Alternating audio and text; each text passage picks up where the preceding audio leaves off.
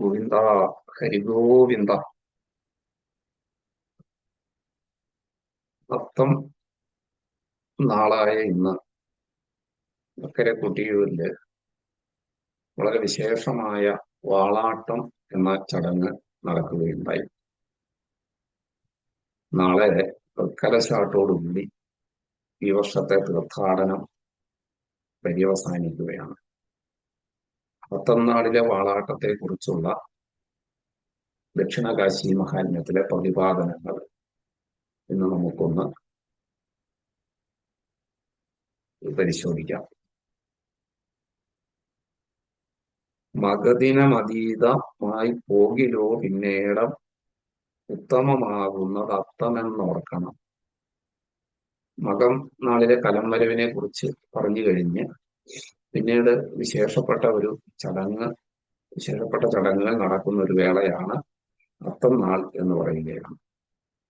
ഉചിത വിധി പോലെ തൽക്കാര്യവും ചെയ്തുടൻ ഉദ്യമിച്ചാർ കലശപൂജാർത്ഥമായി കലശമുഖ മണ്ഡപം എന്നുള്ള ഭൂമിയെ കല്യാണ കർമ്മണാശു ശുദ്ധീകരിച്ച കനകമയമായ ഭണ്ഡാരകുംഭങ്ങളെ കാലാരി മുമ്പിൽ എഴുന്നള്ളിച്ചഞ്ചസ ചടിതി പുനരങ്ങു വാളാട്ടമാം കർമ്മണി ചങ്കാരമോടും പുറപ്പെട്ടതിമുത.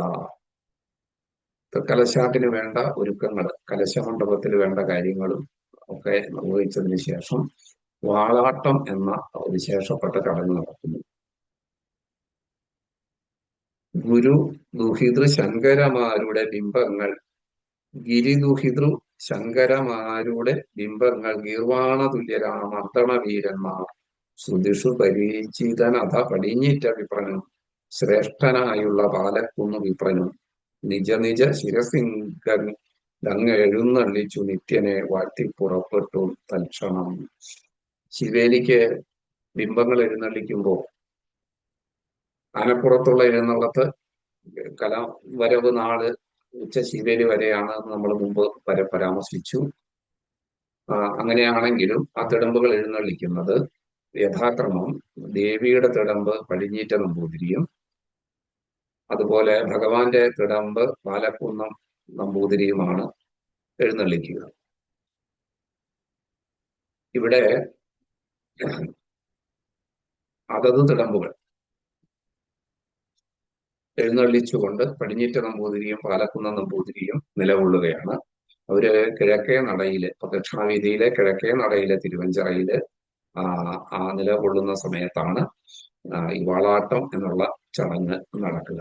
ചപ്പാരം വാളുകൾ, ദേവി ചൈതന്യങ്ങൾ കുടികൊള്ളുന്ന മണത്തണ ശ്രീ ചപ്പാരം ഭഗവതി ക്ഷേത്രത്തിലെ ചപ്പാരം വാളുകള്, ഭണ്ഡാരം എഴുന്നള്ളത്തിനോടൊപ്പം എഴുന്നള്ളിച്ചു വരുന്ന ചപ്പാരം വാളുകള് വാളശന്മാർ എന്ന് അറിയപ്പെടുന്ന ഏഴില്ല തറവാട്ടുകാരായ നായർ സമുദായാംഗങ്ങൾ ആണ് വളറയിലെ പൂജകന്മാര്.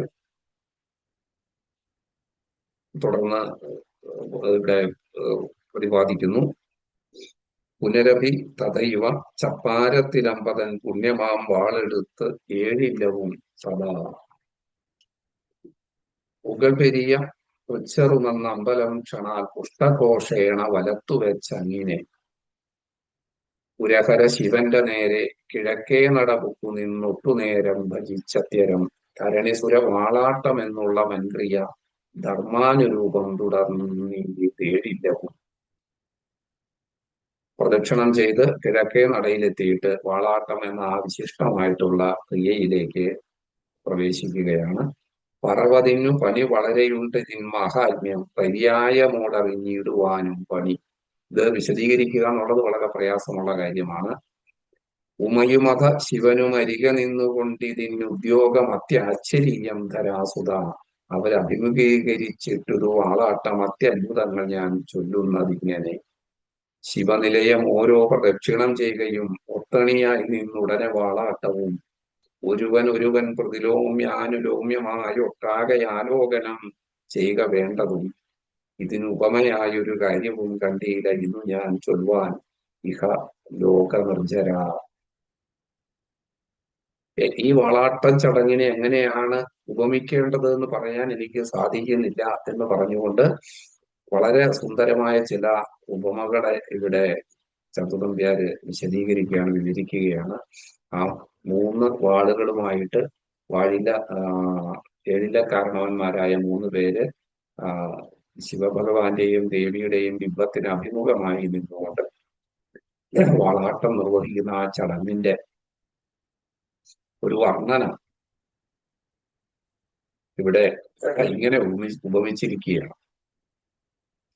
അഹിപരൻ അനന്താദിനാഗങ്ങൾ ഒത്തുനിന്ന് അത്യുന്നതം കളിയാടുന്നത് പോലെ അനന്തൻ മുതലായ സർപ്പങ്ങളോടൊപ്പം ആ സർപ്പശ്രേഷ്ഠൻ സർപ്പരാജാവ് എങ്ങനെയാണോ ആ പത്തി ഉയർത്തി വിടർത്തി കളിയാടുന്നത് അതുപോലെ തോന്നുന്നു.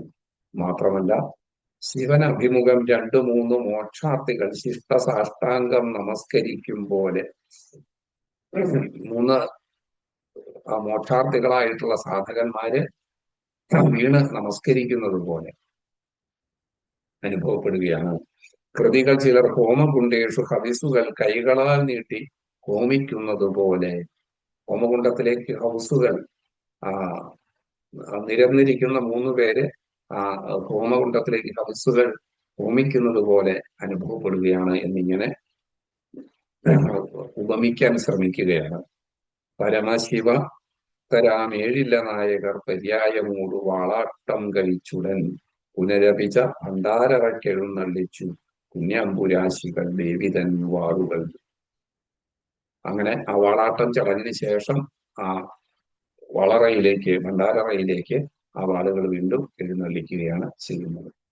ഈ വാളാട്ടം എന്ന ചടങ്ങ് നാളെ തൃക്കലശാട്ടോടുകൂടി ദേവതാ ചൈതന്യങ്ങളെല്ലാം അക്കരെ കൊട്ടിയൂരിൽ സന്നിഹിതമായിട്ടുള്ള ദേവതാ ചൈതന്യങ്ങളെല്ലാം അതതിന്റെ യഥാസ്ഥാനങ്ങളിലേക്ക് പിൻവാങ്ങുകയാണ്.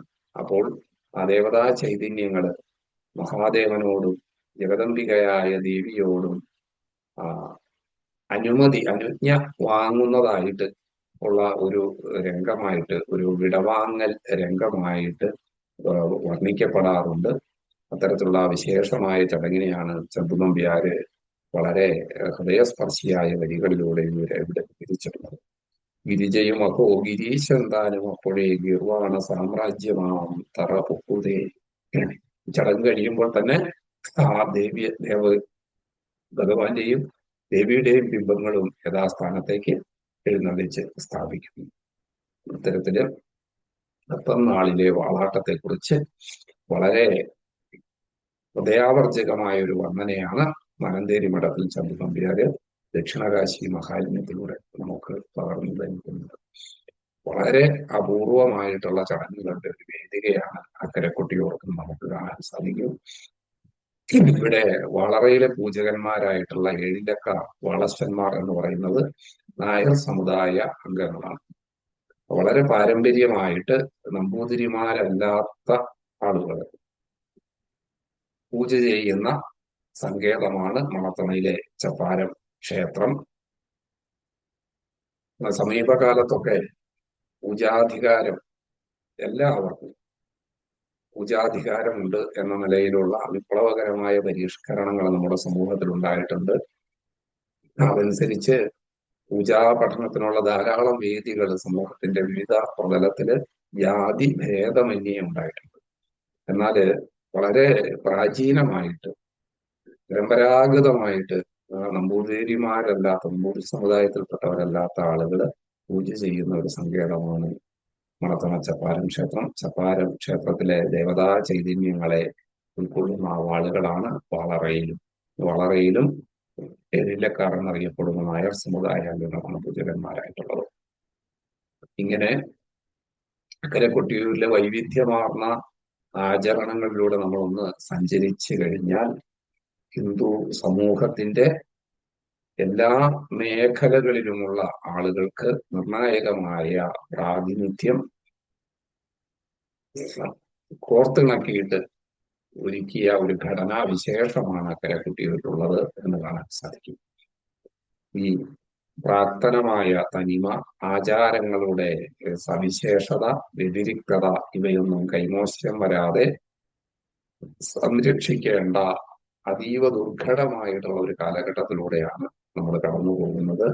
ആചാര തനിമയും ക്ഷേത്ര കേന്ദ്രീകൃതമായിട്ടുള്ള വ്യവസായ താല്പര്യങ്ങളും തമ്മിലൊരു വലിയ സംഘർഷം നടക്കുന്ന ഒരു കാലഘട്ടമാണ് ഇന്ന്. പതിറ്റാണ്ടുകൾക്ക് പുറകിലോട്ട് പോയി കഴിഞ്ഞാൽ, നൂറ്റാണ്ട് പുറകിലോട്ട് പോയി കഴിഞ്ഞാൽ ക്ഷേത്രങ്ങൾ അവഗണിക്കപ്പെടുന്ന ഒരു കാലഘട്ടമായിരുന്നു നമുക്കുണ്ടായിരുന്നത് എങ്കിൽ, ഇന്ന് ക്ഷേത്രങ്ങൾ അവയുടെ സ്വത്വത്തിൽ നിന്ന്, അവയുടെ തനിമയിൽ നിന്ന് അപഹരിക്കപ്പെടുന്ന ഒരു കാലഘട്ടത്തിലൂടെയാണ് നമ്മൾ കടന്നു പോകുന്നത്. അതുകൊണ്ട് ഭക്തജനങ്ങളെ സംബന്ധിച്ചിടത്തോളം ക്ഷേത്രാചാരങ്ങൾ സംരക്ഷിക്കപ്പെടണമെന്ന് ആഗ്രഹിക്കുന്ന സമൂഹത്തെ സംബന്ധിച്ചിടത്തോളം വളരെയധികം ശ്രദ്ധാലുക്കളും വളരെയധികം ജാഗ്രതയോടുകൂടി നിലകൊള്ളേണ്ട ഒരു കാലഘട്ടത്തിലൂടെയാണ് നാം സഞ്ചരിക്കുന്നത് എന്നതുകൂടി ഇതോടൊപ്പം ചേർത്ത് പറയേണ്ടിയിരിക്കുന്നു. ഗോവിന്ദ, ഹരി ഗോവിന്ദ.